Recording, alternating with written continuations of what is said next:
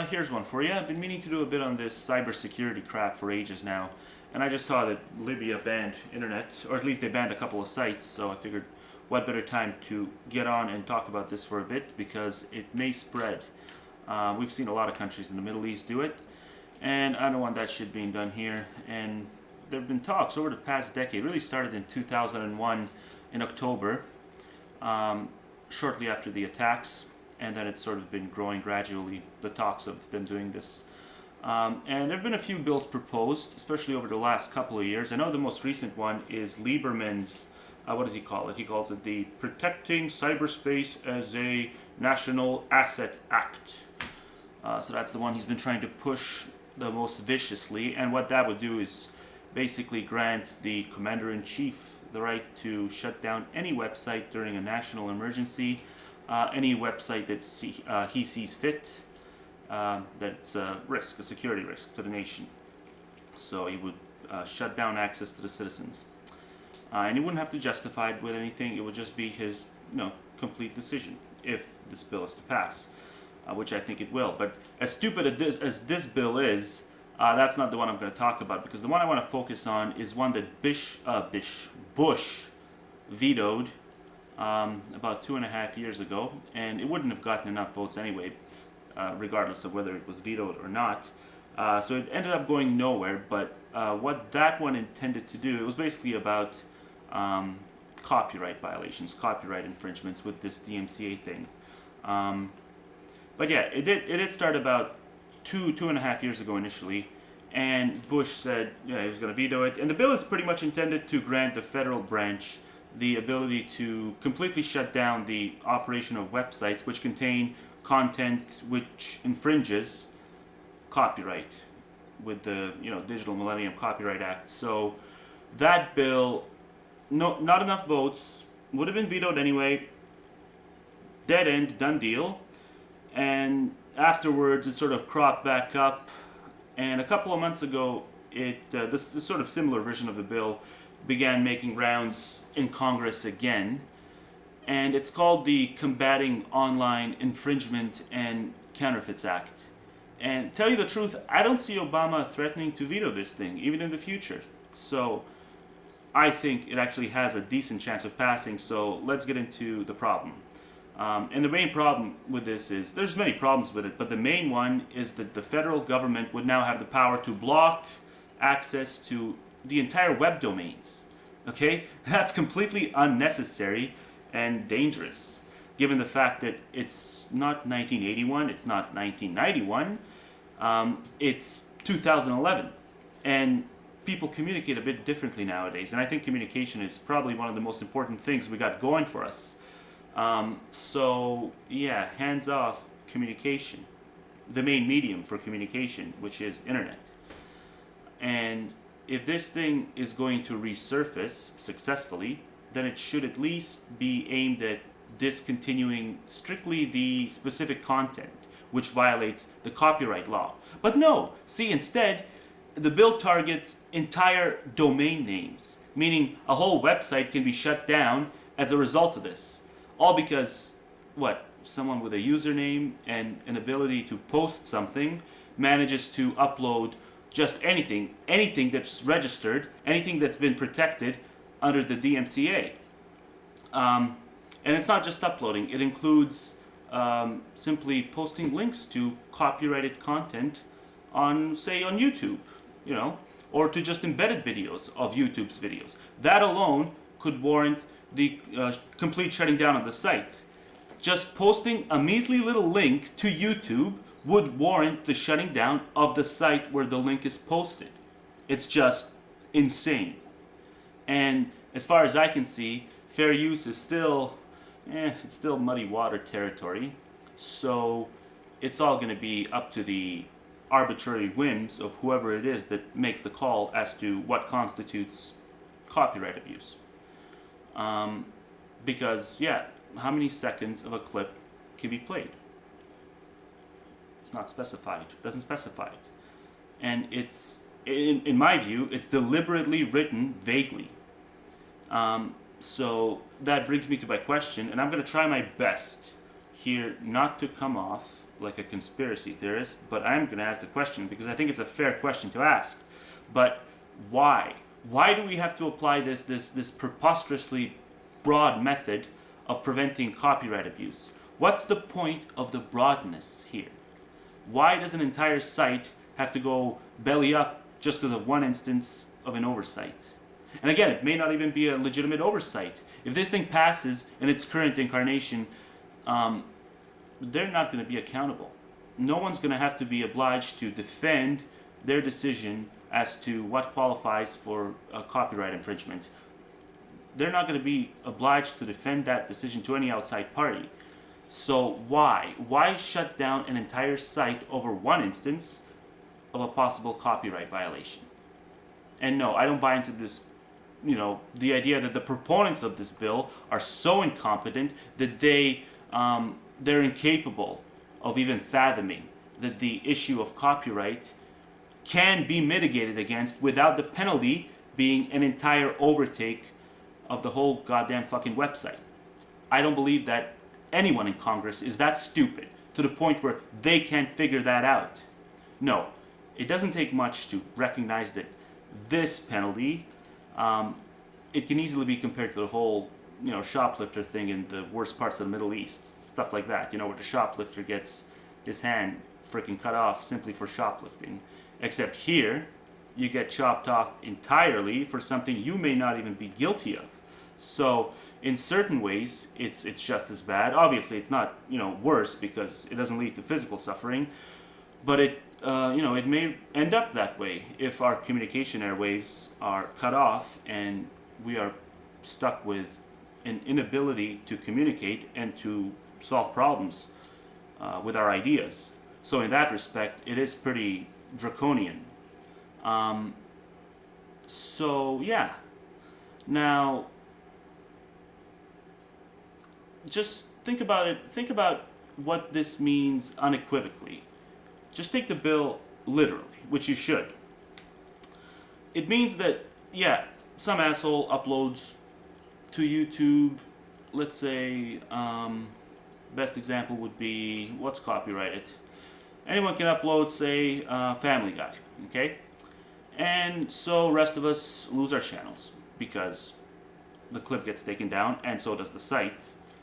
And every video, every comment section, any contribution ever made to YouTube throughout the last 6 years is just going to vanish because of one error, potential error.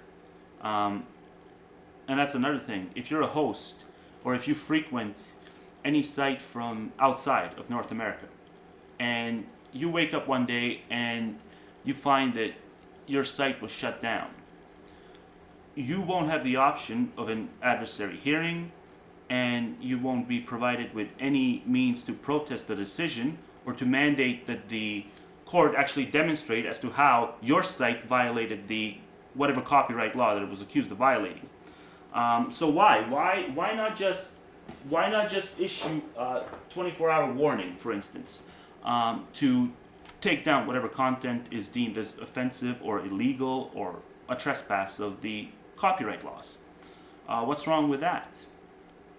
I haven't heard anything from Fox, from NBC, from ABC, Viacom, any other station, any other network. I haven't heard them suddenly complaining about the takedown system presently in effect being ineffective, and if they are, and if they actually want instant takedowns immediately upon discovery of the copyright violation, if they want that because a 24-hour delay just cost them too much money, if that's what they're saying, then yeah, they really should be boycotted. I gave up on cable way back in 2008, but if I hadn't, I'd gladly do it now, if that's the case. So yeah, this thing passes. I mean, it's not just YouTube. Say file hosting joints like RapidShare, all that other stuff. It's pretty much the equivalent of a scenario, say 20 years ago, where you have a bunch of kids meeting up to exchange, to give away even for free, video cassettes, tapes, CDs, and they do this not on public property, but in one of their own homes. And naturally, all the goods circulate throughout throughout more and more neighborhoods and more homes as a result. And because of the expansion of that circulation, bill gets passed where we decide that we're just going to bulldozer all of these, the places where all these transactions take place, so we can prevent the transactions from taking place in the future, right? And yeah, if we have to bulldozer an entire skyscraper, aka YouTube, because that's where one kid lived, the one kid that gave the one copy of the one tape to the one other kid for free. If that's where the transaction happens in a big ass skyscraper, well, I guess we'll just, bulldozing is just what we're gonna have to do, because gosh darn it, that kid isn't supposed to get that tape for free. So let's bulldozer the joint and fuck everything else that's inside that skyscraper. It sounds pretty damn far-fetched, but that is the non-online mirror of what this bill is intended to accomplish, and it's bullshit. And yeah, since they'll just end up picking and choosing what to censor, all in the name of copyright, right? It's going to be undoubtedly used for political gain, depending on whichever way they want to, swing. So yeah, it's just bullshit. And if people are going to bitch about shit like the Patriot Act, then they really should see this as a much worse offense. I mean, aside from the deportation of immigrants, Patriot Act really wasn't that offensive. Legal immigrants, right? This has the potential to be much worse. Just look at what happened in Australia when they did that stupid internet firewall thing. That was meant to simply block nothing except child porn websites, but then, to everyone's shock, it was discovered that they also blacklisted sites containing certain political viewpoints. So access to those sites was just casually blocked without proper notification of it being blocked. And over this period, the Australian government also blacklisted a bunch of other sites. They blacklisted online poker sites, a bunch of porn sites without underage children, gay porn sites, straight porn sites, some fetish sites, religious sites, and some sites with pro-euthanasia use arguments, if memory serves me right. So yeah, I don't typically bother with this petition crap. I mean, I think petitions are dopey and change nothing 99.99999% of the time. But I really don't want to see the net turn into modern day network TV or cable TV or any of that other type of apolitical mush. So what the hell? I'll link to the petition against this bill, because I think that over time the majority of websites, at the rate it's going right now, I mean, I don't want to see them turn into wishy-washy drivel, and I think they will if this thing passes. And you always have the exceptions. You're always going to have the sites that manage to squeeze by. Sites that'll have, they're going to be undetected, since the technology they use, the foreign domains, that's largely, you can't knock that down. That's largely ineffective, because dynamic domains have IP addresses that can change on a minute-by-minute basis. And I'm not saying that this is going to be some sort of a savior. I'm just pointing out that they'll never be able to completely wipe out every site they want to, at least not for any sort of extended period of time. They'll only be able to pull that off when it comes to static domains, not dynamic ones, since blocking will only last up until the IP changes on the dynamic domains. So yeah, that's about it. Link to the dopey petition, and do sign it and see if it does anything. And I promise I'll never do the petition thing again, but it's just this one time. I really don't want to risk seeing this thing passed, and I'll do anything I can to prevent it from being passed. So yeah, that's about it. There's something else I really should do in this video that I should have done for 2 videos in a row, my last 2 videos, but I forgot. And what is that? Oh, Mr. Ojama Flipper.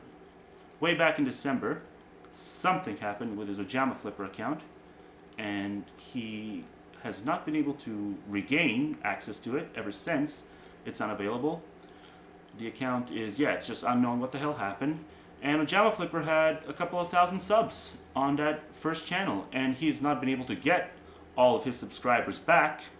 And it's been a couple of months, so I'm going to post a linky link, and I'm going to do a little speech bubble right here to his channel, new channel, called Skid Row Radio. And if you happen to follow him before and you didn't make a transition to his new channel, suggest you do that now, because he's been doing, some really good videos on current event sort of stuff. Actual, real important stuff, not just, petitions.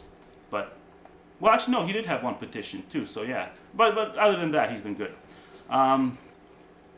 Actual daily updates on current events. And, he's been putting in the effort to stay on top of that sort of stuff. So he deserves to have all the subs back that he had initially.